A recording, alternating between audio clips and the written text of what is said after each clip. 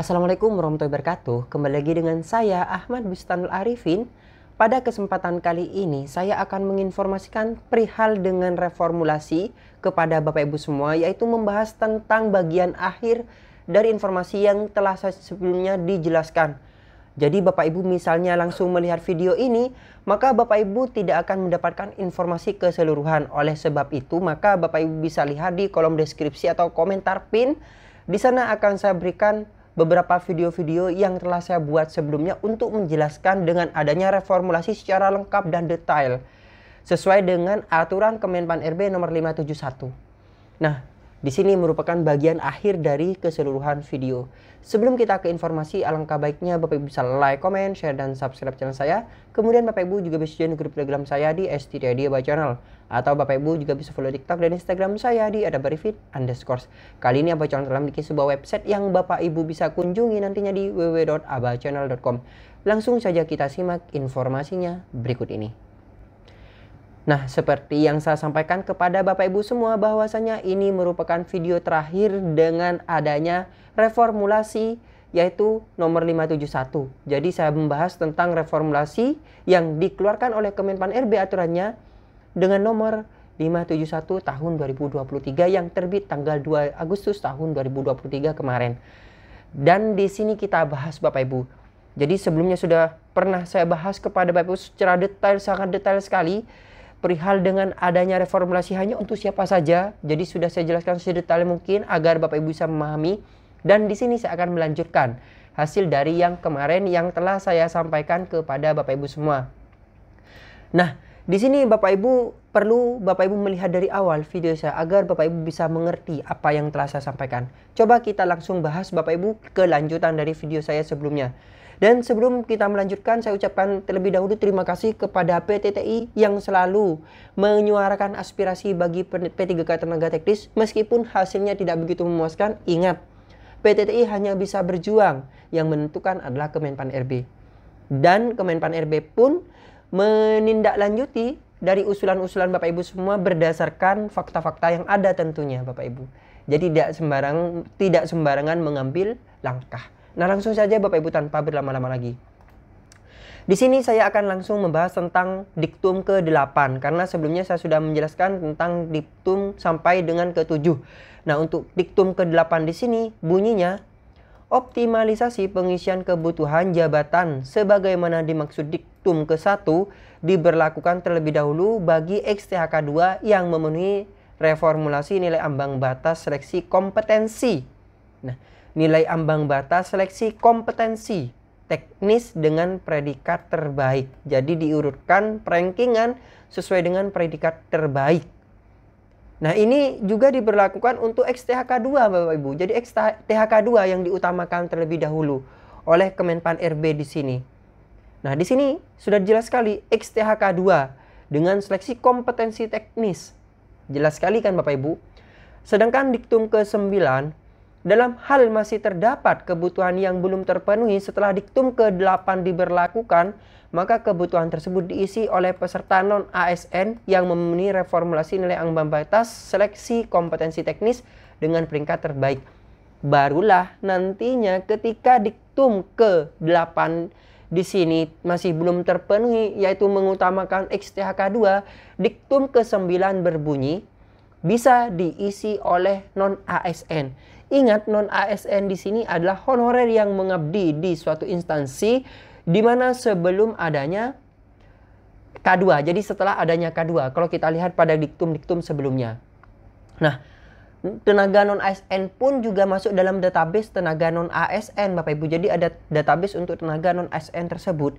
Dan di sini juga di peringkat bahwasanya di sini memenuhi reformulasi nilai ambang batas seleksi kompetensi dengan peringkat terbaik. Jadi diambil peringkat terbaik pula untuk memenuhi reformulasi ini bisa diisi oleh peserta tenaga non-ASN. Nah, kalau kita melihat ke atas kembali pada diktum ke berapa itu? Antara diktum ke-6. Peserta non-ASN sebagaimana dimaksud pada diktum ke-4 adalah peserta di luar XTHK2 yang memiliki riwayat kerja terakhir di instansi pemerintah yang dilamarnya. Memiliki riwayat kerja terakhir di instansi pemerintah yang dilamarnya. Jadi misalnya Bapak Ibu melamar di lembaga A dan melamar di lembaga A lagi untuk P3K-nya, maksudnya Bapak Ibu bekerja di lembaga A dan melamar di lembaga A, maka Bapak Ibu bisa mengisi diktum ke-9 ini. Seperti itu. Jelas sekali Bapak Ibu bahwasanya non-ASN itu yang bekerja di instansi. Ingat, ini argumen ABA Channel sesuai edaran yang ada di sini ya Bapak Ibu. Karena penjelasan lebih lengkapnya pasti Kemenpan RB akan menindaklanjuti dengan adanya hal ini. Tapi kalau kita lihat secara kasat mata, secara jelas detail dengan adanya edaran ini, jelas sekali bahwasanya pada poin keempat di situ dijelaskan peserta non-ASN yang dimaksud pada diktum keempat adalah peserta di luar XTHK 2 yang memiliki riwayat kerja terakhir di instansi pemerintah yang dilamarnya pada seleksi P3K teknis tahun 2022. Kemudian ada pertanyaan, Mas, seandainya saya melamar di lembaga A, maksudnya melamar di lembaga B dan bekerja di lembaga A, apakah saya masuk pada poin yang ke diktum 9? Kalau menurut ABA Channel, menurut saya pribadi, sesuai dengan edaran ini tidak termasuk Bapak Ibu. Karena di situ sesuai dengan nilai ambang batas nilai tertentu, terbaik maksudnya, yang dilamar atau yang Bapak Ibu melamar di lembaga A, maka di lembaga A. Seperti itu kalau kita melihat di sini. Jika masih terdapat kebutuhan memenuhi reformasi dan membatas seleksi kompetensi, maka bisa. Nah, di sini kompetensi teknis Bapak Ibu yang diutamakan. Nah, kompetensi teknis ini apakah semua atau tidak? Tapi di sini bunyinya kompetensi teknis, bukan kumulatif. Itu yang saya bisa ambigu, masih menjadi pikiran bagi saya pribadi Bapak Ibu. Lanjut saja pada poin ke-10 di sini. Bagi fungsional, jabatan fungsional dosen, ketentuan optimalisasi pengisian kebutuhan jabatan sebagaimana dimaksud diktum ke-8 dan diktum ke-9 diberlakukan terlebih dahulu bagi peserta yang telah memenuhi ambang batas pada setiap subtes seleksi kompetensi teknis. Ini bagi dosen ya Bapak Ibu. Kemudian ke-11, nah ini kita cek, kita perhatikan dengan seksama dan kita simak karena poin intinya juga ada di poin ke-11. Selain di poin ke-4, 6, dan 5 ada di poin ke-11. Coba kita cek poin ke-11. Kita baca dengan teliti dan hati-hati dan pelan-pelan. Dalam hal peserta memperoleh nilai akhir yang sama, jika keseluruhan nilainya itu masih sama, nah, penentuan pengisian kebutuhan secara berurutan berdasarkan pada A.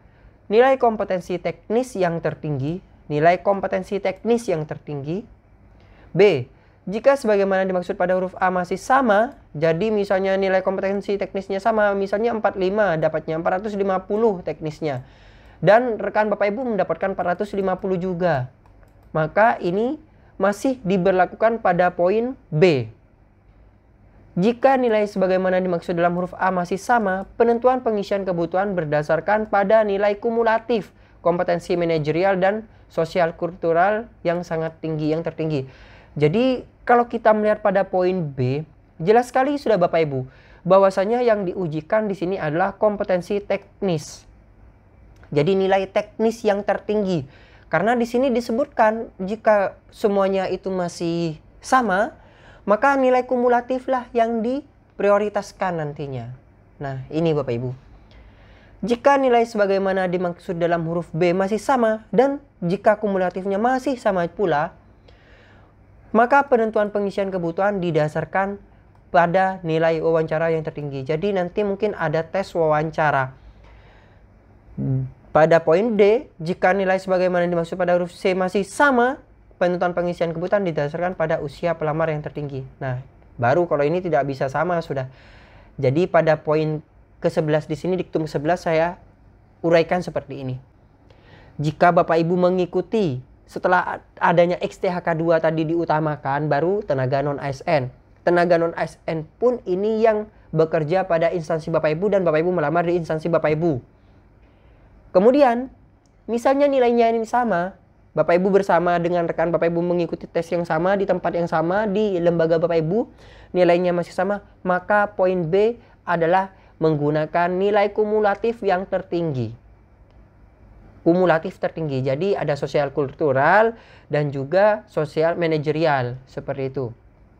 Tapi misalnya nilainya itu masih tinggi, sama, jadi masih sama nih nilainya, 500-500 kumulatifnya. maka diberlakukan tes wawancara. Dan jika tes wawancara ini masih sama, maka diberlakukan usia yang tertinggi. Seperti itu. Kemudian pada diktum ke-12 adalah, dalam hal ini terdapat kebutuhan jabatan yang belum terpenuhi pada instansi daerah setelah dilakukan penentuan kelulusan akhir sebagaimana dimaksud pada diktum ke-11, peserta sebagaimana dimaksud dalam diktum ke-5 dan diktum ke-6 dapat mengisi kebutuhan pada jabatan dengan kualifikasi pendidikan yang sama dari unit penempatan lokasi kebutuhan yang berbeda dalam satu instansi yang sama, serta memenuhi reformulasi nilai ambang batas seleksi kompetensi teknis dengan peringkat terbaik dengan terlebih dahulu diberlakukan bagi XTK 2. Jadi seperti ini. Coba kita up ke atas, yaitu diktum ke-5 dan ke-6. Diktum ke-5 dan ke-6 ini berbunyi seperti ini. Peserta non-ASN. Jadi misalnya ini kan yang diutamakan THK 2 terlebih dahulu, tapi non-ASN itu masih bisa.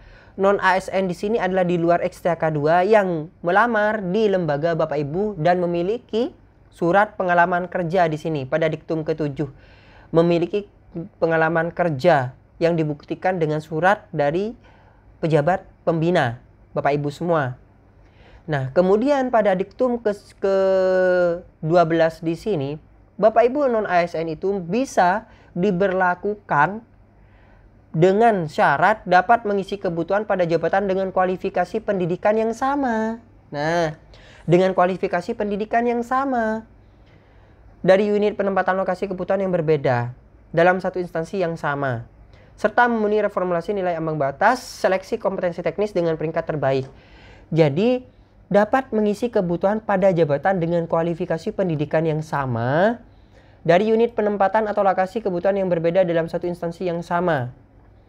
Jadi di sini dijelaskan dengan dari unit penempatan lokasi kebutuhan yang berbeda dalam satu instansi yang sama. Lokasi kebutuhan, penempatan lokasi kebutuhan yang berbeda dalam satu instansi yang sama, misalnya dinas pendidikan, mungkin dinas pendidikan seperti ini, serta memenuhi reformulasi nilai ambang batas yang kompetensi teknisnya yang tinggi, Bapak Ibu. Akan tapi didahulukan XTHK 2 di sini. Jadi Bapak Ibu di sini bahwasanya nanti kualifikasi pendidikannya juga sama. Mungkin Bapak Ibu sudah bisa berargumen sendiri. Misalnya Bapak Ibu melamar di A, tapi Bapak Ibu tidak lolos seleksinya dan ada kekosongan di instansi yang A Bapak Ibu tapi di jabatan yang berbeda, maka Bapak Ibu tidak bisa melanjutkan. Seperti itu. Karena di sini kualifikasi pendidikan yang sama. Saya baca ini ya Bapak Ibu, bukan pendapat saya. Maksudnya bukan kata Aba Channel, tapi kata argumen saya berdasarkan edaran Kemenpan RB. Dan diktum ke-13 adalah, dalam hal instansi pusat melakukan pengelompokan pengisian kebutuhan jabatan yang belum terpenuhi hanya diberlakukan pada kebutuhan jabatan yang telah dikelompokkan, serta memenuhi reformulasi nilai ambang batas seleksi kompetensi teknis dengan peringkat terbaik dengan terlebih dahulu memperlakukan bagi XTK 2. Jadi memang pemerintah di sini Bapak Ibu saat ini mengutamakan XTHK 2, di mana yang sudah mengabdi lama puluhan tahun itu yang diutamakan. Kemudian pada poin ke-14, keputusan ini berlaku sejak tanggal ditetapkan dan apabila di kemudian hari terdapat kekeliruan akan diubah sebagaimana mestinya. Ditetapkan di Jakarta tanggal 2 Agustus Menteri Pan RB dan di sini ditandatangani basah Bapak Ibu oleh Bapak Abdul Azwar Anas. Sudah selesai. Jadi pada paparan ini mulai dari video 1, 2, 3, 4, 5 Bapak Ibu bisa lihat dan bisa dicermati sendiri. Kalau saya pribadi melihat informasi ini, reformulasi ini diberlakukan yang pertama untuk XTK 2, kemudian yang kedua adalah non-ASN dengan beberapa persyaratan. Dan persyaratannya sudah saya jelaskan di video ini, bahwasanya Bapak Ibu harus memiliki kualifikasi pendidikan yang sama dengan jabatan di tempat Bapak Ibu melamar. Dan misalnya masih Bapak Ibu di tempat Bapak Ibu dengan jabatan yang sama itu terdapat kesamaan, maka diberlakukan beberapa poin, itu poin A-nya teknis, kompetensi teknis, poin B-nya keseluruhan kumulatif, poin C-nya wawancara, dan yang terakhir nilai yang maksudnya usia yang paling tinggi, seperti itu.